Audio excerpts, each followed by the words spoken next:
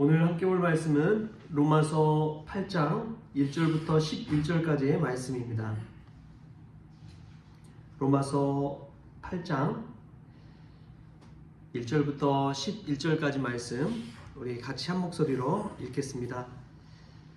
그러므로 이제 그리스도 예수 안에 있는 자에게는 결코 정죄함이 없나니 이는 그리스도 예수 안에 있는 생명의 성령의 법이 죄와 사망의 법에서 너를 해방하였음이라.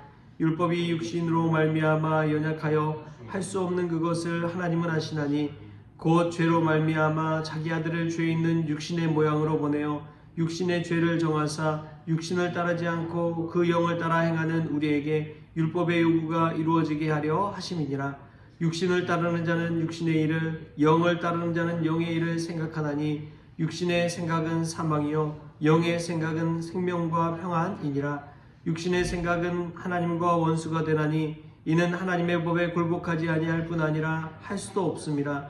육신에 있는 자들은 하나님을 기쁘시게 할 수 없느니라. 만일 너희 속에 하나님의 영이 거하시면 너희가 육신에 있지 아니하고 영에 있나니 누구든지 그리스도의 영이 없으면 그리스도의 사람이 아니라. 또 그리스도께서 너희 안에 계시면 몸은 죄로 말미암아 죽은 것이나 영은 의로 말미암아 살아있는 것이니라. 예수를 죽은 자 가운데서 살리신 이의 영이 너희 안에 거하시면 그리스도 예수를 죽은 자 가운데서 살리신 이가 너희 안에 거하시는 그의 영으로 말미암아 너희 죽을 몸도 살리시리라. 아멘. 할렐루야. 말씀 가운데 귀한 은혜가 저와 여러분에게 있기를 소망합니다. 오늘은 특별히 또 11월 1일입니다. 11월 첫날인데요. 우리가 하나님 말씀 생각하면서 하루를 또 새롭게 열어갔으면 좋겠습니다.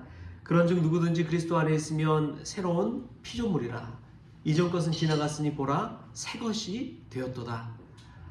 우리가 이 말씀 생각하면서 11월 달에는 정말 예수 안에서 새로운 피조물 되어서 이전 것 돌아보지 아니하고 정말 새로운 한 달 또 새로운 한 달 살아가는 우리 성원 가족들 될 수 있기를 축복합니다. 어제 노예가 있어가지고요, 화평교회 광명에 있는 화평교회에 다녀왔습니다. 새벽기도 끝나고 준비하자마자 한 7시 좀 넘어서 출발했던 것 같아요. 출발해서 미리 가서 다 세팅하고 한 2시간 전부터 준비를 했습니다. 근데 참 쉽지 않더라고요. 그래서 다음부터는 이 노예 임원 잘 못하겠다고 바로 위에 있는 선배 목사님한테 그런 이야기를 했어요. 근데 이제 문득 끝나고 나서 드는 생각이 그렇구나. 예전에 그냥 참석할 때는 몰랐는데 직접 이 노예라는 큰 회의를 또 하나님의 거룩한 모임을 준비한다는 것이 누군가의 희생과 헌신 없이는 되는 것이 아니구나 라는 것을 깨닫습니다.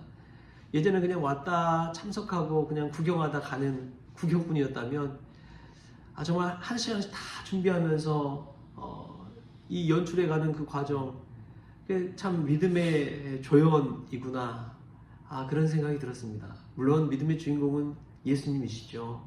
영광 받으실 분은 예수님이시죠. 근데 그 조연의 역할을 감당하면서 또 받는 은혜가 있더라고요. 여러분 우리도 그렇습니다. 신앙생활하면서 그냥 구경꾼이 되지 마시고 하나님을 위해 섬기는 믿음의 조연이 될 수 있길 축복합니다. 조연이 된다는 것은 십자가 지는 것이고 헌신하는 것이고 또 땀 흘리는 것입니다. 누구를 위해서요? 예수 그리스도 우리 주님을 위해서 그 일을 감당하는 것이지요. 선배 목사님이 누구나 한 번쯤은 해야 된다. 그런데 좋은 사람과 또 함께 할 때 더 복된 일 아니냐 그런 이야기를 해주시더라고요. 그래서 참 끝나고 나서 마음의 위로가 됐습니다. 우리가 어떤 일을 어차피 해야 된다면 믿음의 조연으로서 최선을 다해 또 기쁨 가운데 섬길 수 있기를 소망합니다. 오늘 말씀 보면은 영의 생각은 생명과 평안이니라 라고 이야기합니다. 여러분 살면서 참 중요한 게 사람의 생각이에요. 어떤 생각을 품고 있느냐에 따라서 그 사람의 그릇의 크기가 결정됩니다. 그 사람이 어떤 사람인지를 알 수가 있습니다. 마오쩌둥이라는 사람이 키가 작았나 봐요. 아주 작아서 그런 회의에서 공개석상에서 손을 들고 이야기해도 잘 보이지 않으니까 사람들이 다 무시하고 지나갔습니다. 그래서 하도 안 되겠길래 이 마오쩌둥이라는 사람이 어떻게 했느냐, 손만 든 것이 아니라 책상 위에 올라가서 자신의 생각을 밝혔다고 그래요.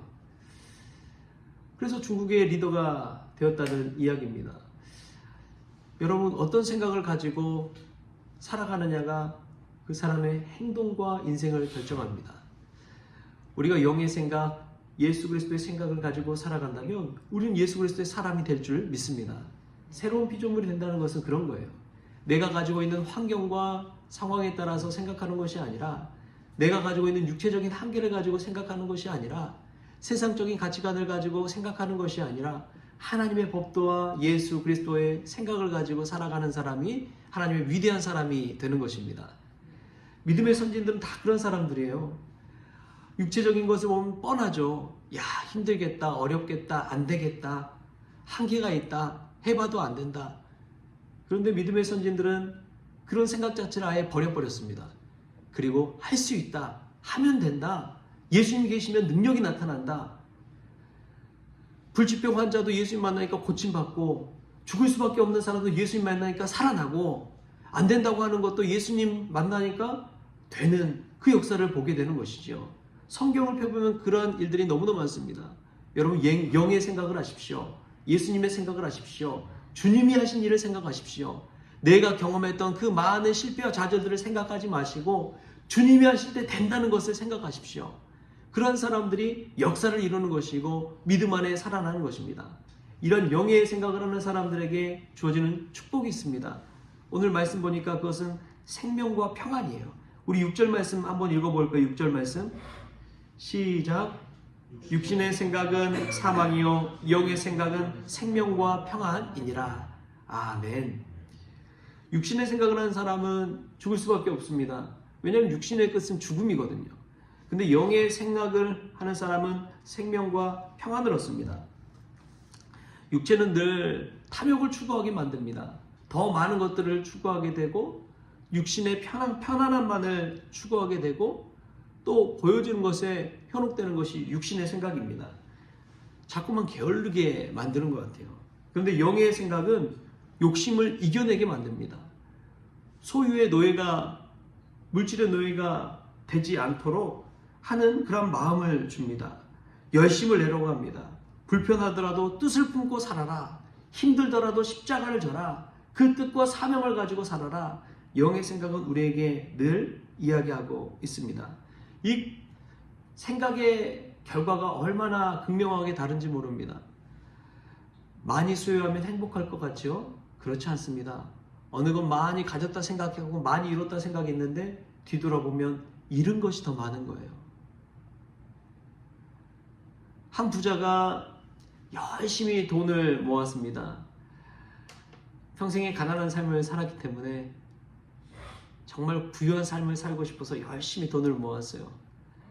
근데 돈을 다 모으고 나니까 자신은 이미 노년이요, 주변의 친구들은 떠나가고 또 가족들, 부모님 효를 다하지 못하고 뒤돌아보니까 잃은 게 너무나 많다는 거예요.